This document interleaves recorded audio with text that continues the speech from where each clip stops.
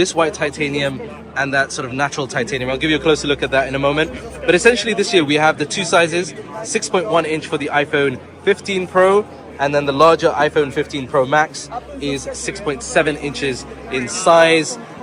Visually, they look very, very similar to last year's. So we have that display on the front with the dynamic island, slightly thinner bezels, which I think are noticeable if you look close.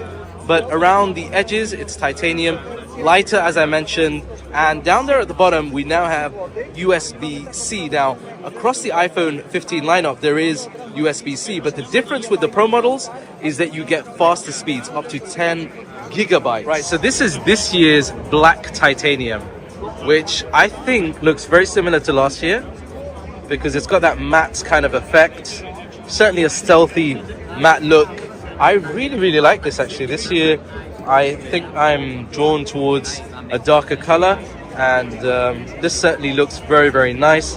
One of the other updates this year from the design perspective is on the side here. So you'll notice there's no longer that mute button. We actually have an action button which you can click to open, and you can customize this as well in the settings. So if you go into the settings, you'll be able to customize it. Unfortunately, there's no third-party customizations, but you can customize it through the options that are available here.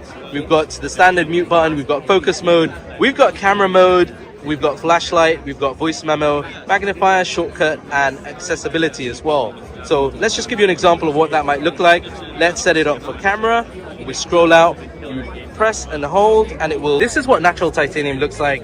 Obviously, it has that really premium grade look to it, and in the hands, yeah, I think this might be my new favorite color. Certainly going to be very, very popular this year with that look. It's got this matte feel on the back, and this is the iPhone 15 Pro in natural titanium, and then comparing that with the iPhone 15 Pro Max in natural titanium as well.